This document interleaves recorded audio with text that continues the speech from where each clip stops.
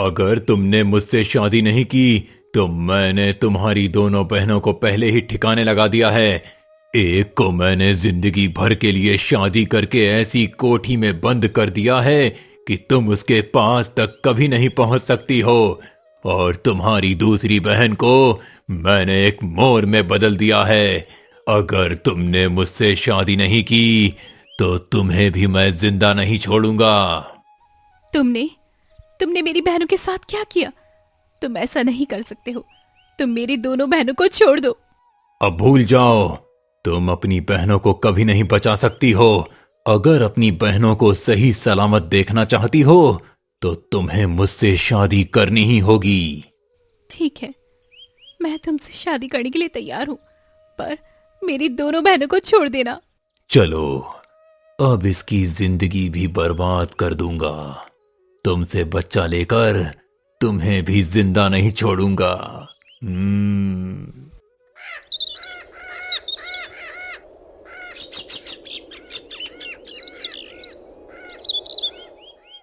सुंदर नगर गांव में 3 बहनें रहा करती थी, सीता, श्वेता और पवित्रा। तीनों अपनी सौतेली मां मंदा के साथ रहती थी। एक दिन तीनों बहनें परेशान होकर घने जंगल की ओर जा रही थी।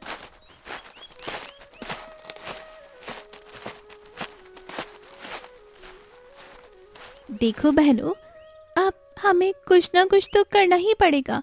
ये सौतेली माँ का अत्याचार दिन पे दिन हम पर बढ़ता ही जा रहा है। हाँ दीदी, मैं भी बहुत ज्यादा परेशान हूँ, पर क्या करूँ?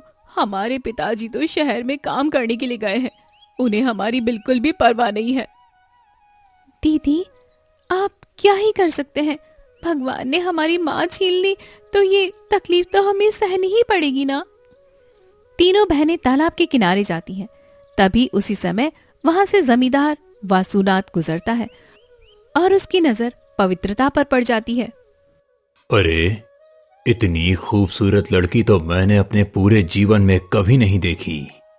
अगर ये मेरी पत्नी बन जाए तो शायद मेरी जिंदगी अच्छे से कट जाएगी। वैसे भी मैंने अपनी पत्नी को अपने हाथों से मार दिया था, जिस वजह से कोई मुझसे शादी नहीं करना चाहता। ये अच्छा मौका है। फिर वासुनाथ तीनों बहनों के पास जाता है।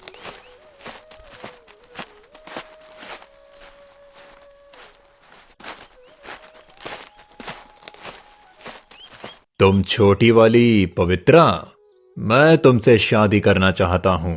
तुम मुझसे शादी कर लो। अरे, अपनी शक्ल देखी है? हाँ, माना कि तुम जमींदार हो, लेकिन इसका मतलब ये नहीं है कि मैं तुमसे शादी कर लूं। जाओ यहाँ से। तुम ये कैसी बातें कर रही हो? मैं इस गांव का जमींदार हूं। अगर तुमने मुझसे शादी नहीं की तो मैं तुम तीनों बहनों की जिंदगी बर्बाद कर दूंगा। तुम्हारी हिम्मत कैसे हुई मेरी बहन से ऐसे बात करने की? हाँ, चले जाओ यहाँ से, नहीं तो तुम्हें इसकी भारी कीमत चुकानी पड़ेगी। तुमने ये ठीक नहीं किया सीता। मैं तुम्हारी छोटी बहन की सुंदरता पर मोहित हो गया हूं, और इससे तो मैं शादी करके ही रहूंगा, चाहे तुम लोग जो कर सको कर लो। सेठ जी, मैं अच्छी तरह से जानती हूँ कि तुमने अपनी पहली पत्नी को अपने हाथों से मारा है। देखो, तुम 38 साल के हो चुके हो, लेकिन आज तक तुमसे किसी लड़की ने शादी नहीं की, तो तुम हमें मूर्ख समझते हो क्या? चले जाओ यहाँ से, और आइंदा मेरी बहनों की तरफ आंख उठा के भी मत देखना, समझे तुम? तभी वासुनाथ पवित्रता का हाथ पकड़ लेता है। इतने में सीता उसे जोरदार थप्पड़ मार देती है। हाँ, तुम तीनों ने ये ठीक नहीं किया, मुझे थप्पड़ मारकर। अब देखना, मैं तुम तीनों बहनों की जिंदगी इस तरह नरक बना दूंगा कि तुमने कभी सपने में भी नहीं सोचा होगा।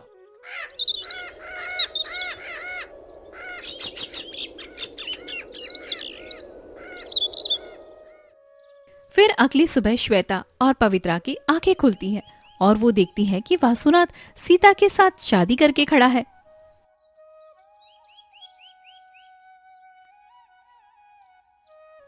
दीदी, ये आपने क्या कर लिया? आप तो कहती थी कि वासुनाथ से मैं कभी भी शादी नहीं करूंगी, फिर आपने ये शादी कैसे कर ली? माफ कर दे मेरी बहन, ये जमींदार तुमसे शादी करना चाहता था, इसके पास बहुत सारा धन दौलत है, इसलिए मैंने सोचा कि मैं ही इससे शादी करके अच्छा जीवन बिताऊं। दीदी, नहीं, आप ऐसा नहीं कर सकती। मैं आपको अच्छी तरह से जानती हूँ, आप ऐसा कभी भी नहीं कर सकती है। फिर आपने ऐसा क्यों किया? देखो, मैं सौतेली माँ से बहुत ज्यादा परेशान हो गई थी और अभी माँ दूसरे गांव गई हुई है, इसलिए मैंने जमींदार से शादी कर ली। आज के बाद तुम दोनों मेरे आसपास भटकने की कोशिश भी मत करना। सच सच बताओ जमींदार, तुमने मेरी बहन के साथ क्या किया है? मैंने तुम्हारी बहन के साथ कुछ नहीं किया। जब मैं सुबह उठा तो तुम्हारी बहन खुद मेरे घर आई और बोली कि मुझे तुमसे शादी करनी है। जब छोटी वाली ने मना कर दिया तो मैंने सोचा बड़ी वाली से ही शादी कर लेता हूं। वैसे भी तुम्हारी बहन कोई खास सुंदर भी नहीं है। आज के बाद मेरी पत्नी के आसपास मत भटकना। चलो सीता, हम यहां से चलते हैं। फिर वासुनाथ सीता को लेकर वहां से चला जाता है और दोनों बहनें वहीं पर खड़ी रह जाती हैं। दीदी, ये क्या हो गया? हमारी बड़ी बहन ने ऐसी शादी कैसे कर ली, वो भी बिना हम लोगों को बताए? मुझे भी कुछ समझ नहीं आ रहा है पवित्रा, पता नहीं हमारी दीदी को क्या हो गया है। तभी सौतेली माँ मंदा वहां पर आ जाती है। अरे, तुम लोग ये मुंह बनाए क्यों खड़ी हो? जाओ, घर का बाकी सारा काम करो। माँ, दीदी ने जमींदार से शादी कर ली, ऐसा कैसे हो सकता है? तो कर ली तो क्या हो गया? अच्छा ही है, एक बोझ कम हुआ। अब जाओ यहां से और काम करो जाके। मुझसे ये फालतू के सवाल पूछना बंद करो, निकलो यहां से। ऐसा कहकर मंदा घर के अंदर चली जाती है।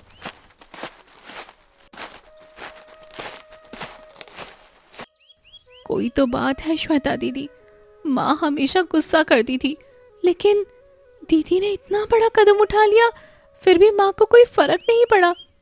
मुझे तो दाल में कुछ काला लग रहा है।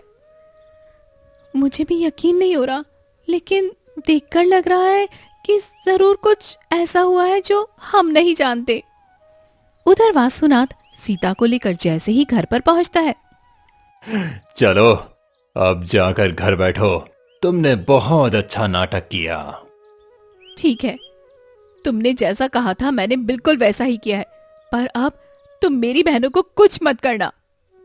इतनी जल्दी कैसे छोड़ दूं? तुमने मुझे थप्पड़ मारा था ना, अब मैं तुम्हारी जिंदगी नरक से भी बदतर बना दूंगा। तुम हर दिन हर पल तड़पोगी कि तुमने मेरे साथ ऐसा क्यों किया। अब चल, तुझे तो मैं बताता हूं। वासुनाथ सीता को घसीटते हुए एक कमरे में ले जाता है और उसे चाबुक से मारने लगता है। नहीं, भगवान के लिए ऐसा मत करो। तुम मुझे क्यों मार रहे हो? मुझे छोड़ दो, मुझे छोड़ दो। तुमने जो मुझे थप्पड़ मारा था, अब पूरी जिंदगी तुम मेरे साथ ऐसे ही चाबुक खाती रहोगी और कभी भी इस नरक भरी जिंदगी से बाहर नहीं निकल पाओगी। वो बुरी तरह से सीता को मारता है और मारते मारते उसे एक कमरे में बंद करके वहां से निकल जाता है। ऐसे ही 2 दिन बीत जाते हैं। वहीं दोनों बहनें घर में परेशान रहती हैं। नहीं, मुझे जाकर दीदी से ये सवाल पूछना ही होगा कि आखिर दीदी ने ऐसा कदम क्यों उठाया, क्योंकि दीदी बहुत समझदार है और उसने उस इंसान से शादी की है तो जरूर इसकी कोई वजह होगी। मुझे दीदी से जाकर बात करना ही होगा। फिर श्वेता घर से निकल पड़ती है और सीधे जमींदार के घर पहुंच जाती है।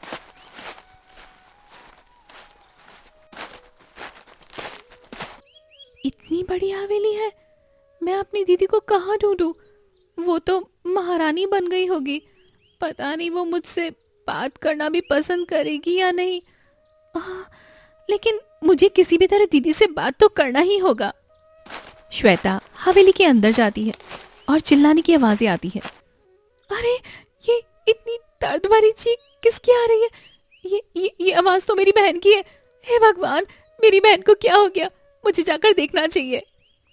इतने में वासुनाथ श्वेता के सामने आकर खड़ा हो जाता है। तुम कहां जा रही हो? अब तुम कहीं नहीं जा सकती हो। तुम मेरी बहन के साथ क्या कर रहे हो? मुझे मेरी बहन के पास जाना है।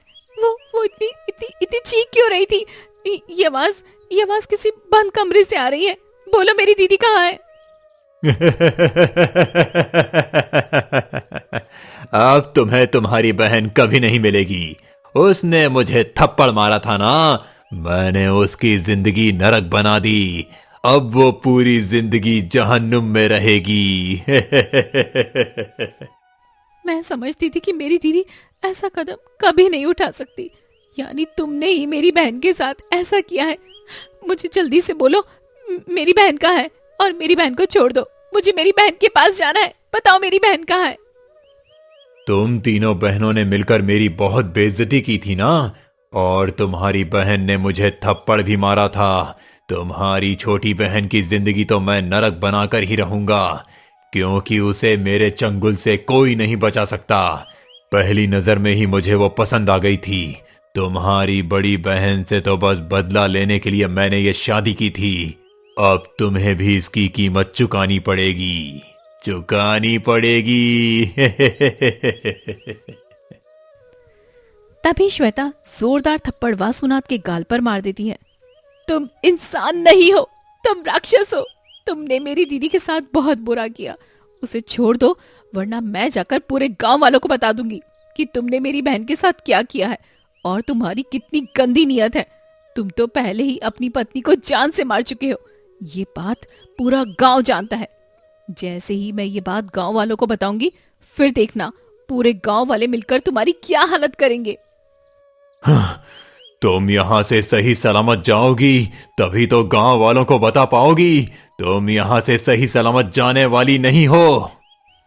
फिर वासुनाथ एक मंत्र पढ़ने लगता है। तभी तेज रोशनी फैल जाती है और श्वेता एक मोर के रूप में बदल जाती है। ये क्या? मैं मोर कैसे बन गई? नहीं, ये क्या हो रहा है? मुझे आजाद करो। तुमने ये ठीक नहीं किया। तुम नहीं जानती कि मैं तांत्रिक का शिष्य रह चुका हूं, इसीलिए मुझे जादू करना आता है। अब मैं तुम्हारी ऐसी जिंदगी नरक बना दूंगा। अब तुम्हें कोई नहीं पहचान पाएगा और ना ही तुम अपनी तकलीफ किसी को बता पाओगी।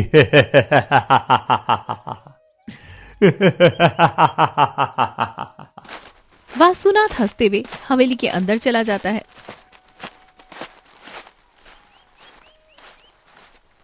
अब मैं क्या करूं?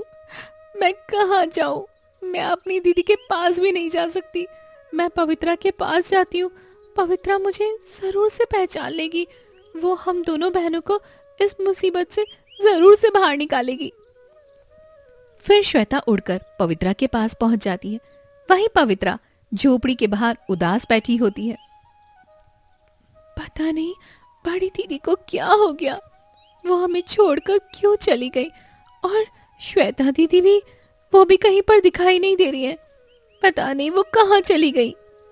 इतने में श्वेता उसके सामने आ जाती है।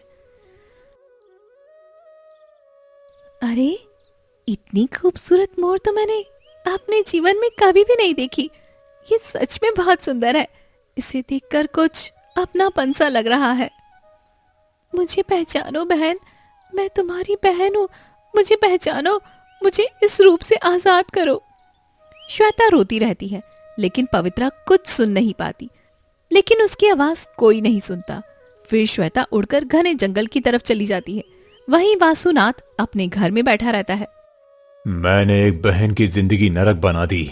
उसे रोज मारता हूँ और तहखाने में बंद रखा है। एक बहन को मोर बना दिया, अब बची उसकी छोटी बहन।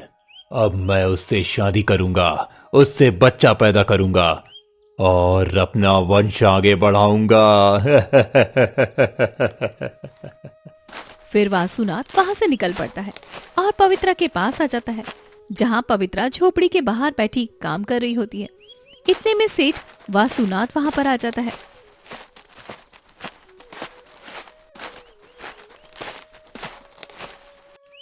अरे पवित्रा, तुम ये क्या घर का काम कर रही हो? तुम मुझसे शादी कर लो, मैं तुम्हें रानी बनाकर रखूंगा। तुम्हें शर्म आनी चाहिए। तुमने पहले मेरी बड़ी बहन से शादी कर ली, फिर तुम मुझसे शादी क्यों करना चाहते हो? चले जाओ यहाँ से। देखो, अगर तुमने मुझसे शादी नहीं की तो मैं तुम्हारे साथ भी वही करूंगा जो मैंने तुम्हारी दोनों बहनों के साथ किया है। तुमने मेरी दोनों बहनों के साथ क्या किया है? बोलो मुझे। मेरी दूसरी दीदी तो 2 दिनों से नहीं मिल रही है। इतने में पीछे से मंदा आ जाती है। अच्छा जमींदार साहब, आइए आइए, बैठिए ना। कहिए, यहाँ पर कैसे आना हुआ? देखो मंदा, तुम्हें जैसा मैंने कहा था वैसा ही किया है। मैंने तुम्हें ढेर सारे सोने के सिक्के दिए हैं। अब तुम अपनी छोटी बेटी से भी मेरी शादी करवा दो, फिर मैं तुम्हें और भी ढेर सारा धन दे दूंगा। हाँ हाँ हाँ, क्यों नहीं, मैं तुम्हारी शादी जरूर से करवा दूंगी। ये कैसी बातें कर रही हो माँ? सच सच बताओ, आखिर सच्चाई क्या है और ये धन कैसा? हाँ, तुम्हारी बहन ने अपनी मर्जी से शादी नहीं की है। उसने मुझे थप्पड़ मारा है। इन तीनों बहनों को अपनी एकता और अपने प्यार पर बहुत घमंड है ना। अब देखो, मैं तीनों बहनों की जिंदगी कैसे बर्बाद करता हूँ। वासुनाथ वहां से निकल पड़ता है और घने जंगलों से होता हुआ मंदा के पास पहुंच जाता है। वहीं मंदा दूसरे गांव में घर के बाहर बैठी रहती है।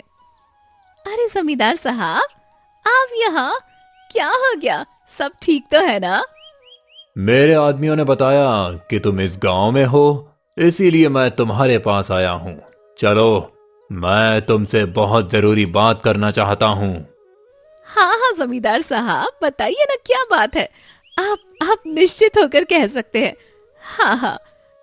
देखो, मैं तुम्हारी बड़ी बेटी से शादी करना चाहता हूँ और उसके बदले में मैं तुम्हें ढेर सारा धन दूंगा। क्या?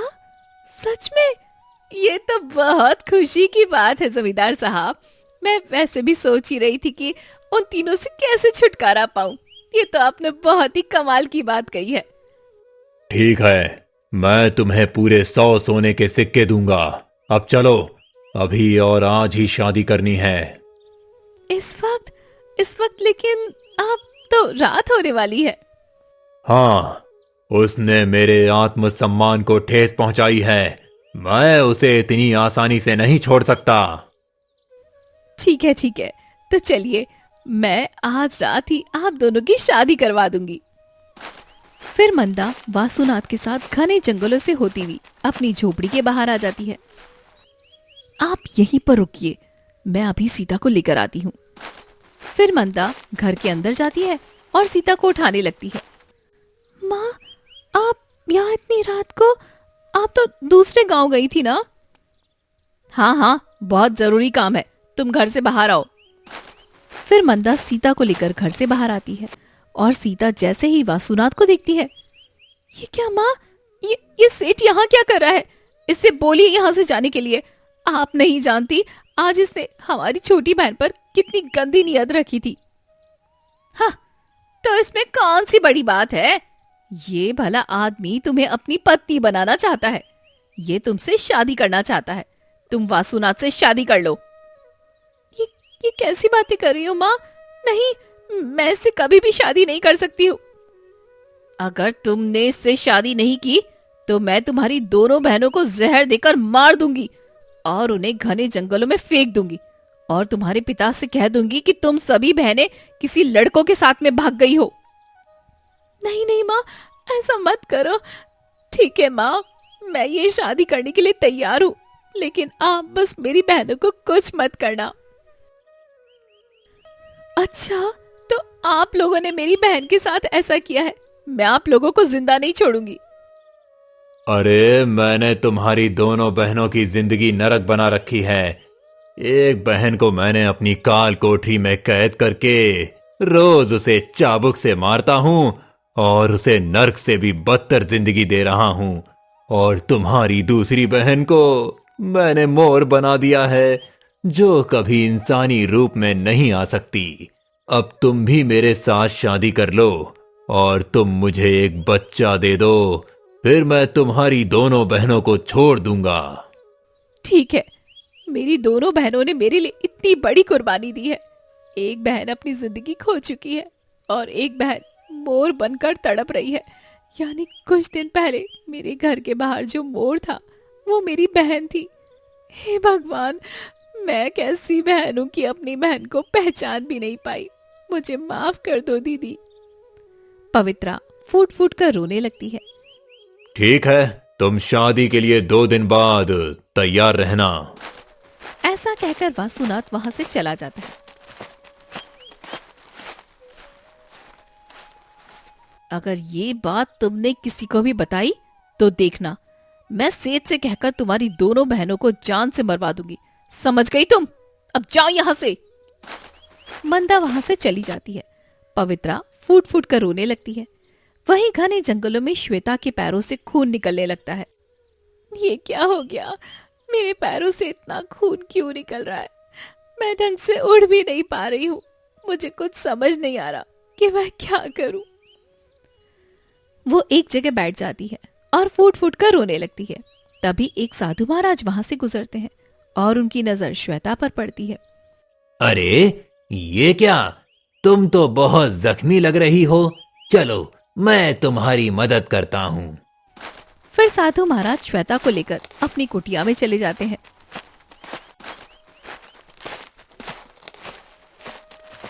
साधु महाराज, मुझे पहचानिए, मैं एक इंसान हूँ। मुझे जमींदार ने मोर के रूप में बदल दिया है। कृपया करके मेरा असली रूप मुझे वापस दे दीजिए। शांत हो जाओ, मैं तुम्हारी सारी बातें समझ रहा हूँ। तुम इंसान हो और तुम्हें एक जमींदार ने अपने लालच में मोर बना दिया है। रुको, मैं तुम्हें इस रूप से मुक्त करता हूँ। फिर साधु महाराज जादू करते हैं और श्वेता अपने इंसानी रूप में आ जाती है। मुझे यकीन नहीं हो रहा, मैं इंसान बन गई। मुझे तो लगा था कि मैं कभी भी इंसान नहीं बन पाऊंगी। तुमने बहुत हिम्मत दिखाई बेटी। जाओ और जाकर अपनी दोनों बहनों को बचा लो। उन्हें तुम्हारी बहुत आवश्यकता है। मैं एक साधारण लड़की हूँ और उसके पास जादुई शक्तियाँ भी है। साधु महाराज, मैं उनका सामना कैसे कर सकती हूँ? रुको, मैं तुम्हें एक मंत्र सिखाता हूँ। इस मंत्र से जब तुम उसका सामना करोगी तो वो जिंदगी में कभी किसी लड़की की तरफ आंख उठाकर भी नहीं देखेगा। फिर साधु महाराज उसके कान में मंत्र बोल देते हैं। ठीक है साधु महाराज, मैं ऐसा ही करूंगी। फिर श्वेता घने जंगलों से होती हुई वासुनाथ की हवेली में पहुंच जाती है।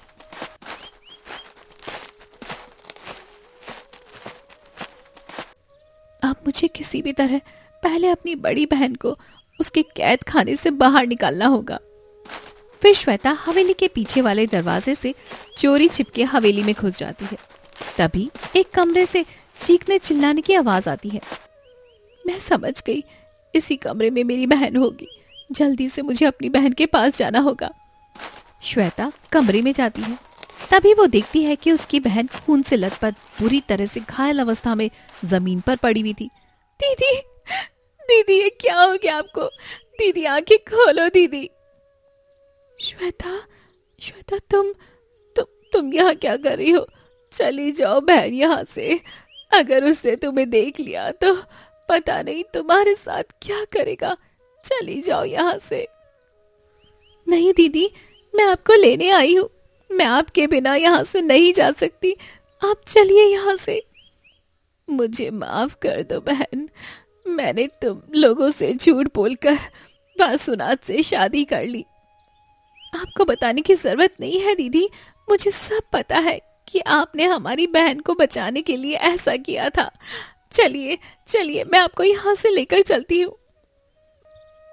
पर वो वासुनाथ हमें देख लेगा तो जिंदा नहीं छोड़ेगा। आप चिंता मत करिए दीदी, मैं उसका भी इंतजाम कर चुकी हूँ। फिर श्वेता सीता को सहारा देते हुए हवेली से बाहर आ जाती है।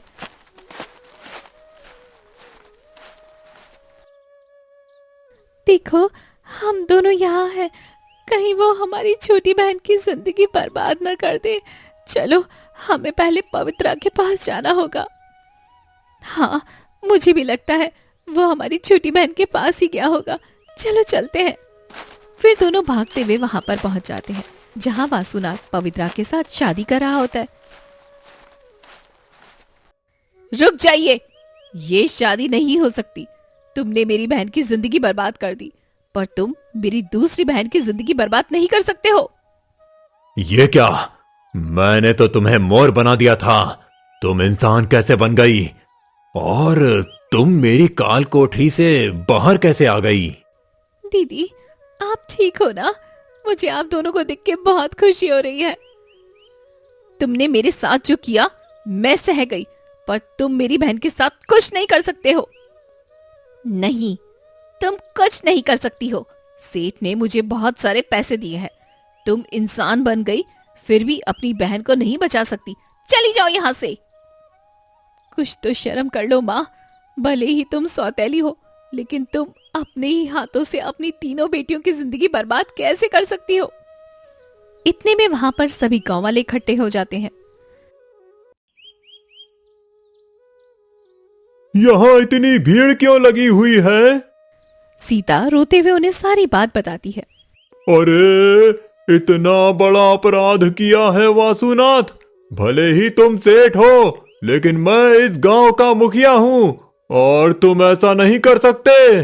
मुखिया, तुम मुझे रोकोगे? मेरे पास बहुत सारी शक्तियां हैं। मैं तुम सबको जानवर बना दूंगा अगर मेरी बात नहीं मानी तो। इसीलिए चुपचाप बैठ जाओ सब और मुझे शादी करने दो। नहीं, मैं तुमसे शादी नहीं कर सकती। मुझे जाने दो यहाँ से। अगर तुमने मुझसे शादी नहीं की तो मैं तुम्हारी बहन को फिर से जानवर बना दूंगा। नहीं नहीं नहीं, ऐसा मत करना। ठीक है, मैं शादी करने के लिए तैयार हूँ। इतने में ही श्वेता मंत्र पढ़ने लगती है और देखते ही देखते वासुनाथ एक बैल के रूप में बदल जाता है। ये दृश्य देखकर सभी के पैरों तले जमीन खिसक जाती है। ये क्या? ये कैसे हुआ? ये वासुनाथ बैल के रूप में कैसे बदल गया? ये मंत्र मुझे साधु महाराज ने सिखाया था और उन्होंने ही मुझे ठीक भी किया है। अब सेठ जो सबको जानवर बनाता था, अब वो खुद जानवर बनकर रहेगा तो अच्छा ही होगा। सभी खूब हंसने लगते हैं। तुमने बहुत अच्छा काम किया है। चलो, अब ये हमारे रास्ते में कभी नहीं आ सकता। मंदा वहां से भागने लगती है। कहां भागकर जाओगी माँ? अगर अब तुमने कुछ भी करने की कोशिश की तो देख रही हो ना, जिस तरह से मैंने इस वासुनाथ को बैल बनाया है, तुम्हें भी मैं एक बैल बनाकर छोड़ दूंगी। अरे नहीं नहीं बेटी, ऐसा मत करना। मैं कुछ भी करने को तैयार हूँ, लेकिन मुझे बैल मत बनाना। तुम लोगों ने ये ठीक नहीं किया। मुझे ठीक करो, वरना मैं तुम्हें जिंदा नहीं छोड़ूंगा। वासुनाथ मन में मंत्र पढ़ने लगता है, लेकिन उसका मंत्र काम नहीं करता। फिर वासुनाथ रोते हुए घने जंगलों में चला जाता है। वहीं तीनों बहनें फिर से एक दूसरे से प्यार से अपना जीवन जीने लगती हैं। दोस्तों, ये कहानी आपको कैसी लगी हमें कमेंट करके जरूर से बताइएगा और ऐसी ही मजेदार कहानी देखने के लिए हमारे चैनल को अभी सब्सक्राइब करें और बेल आइकन को जरूर से दबाएं ताकि हमारी अगली कहानी का नोटिफिकेशन सबसे पहले आप तक पहुंचे।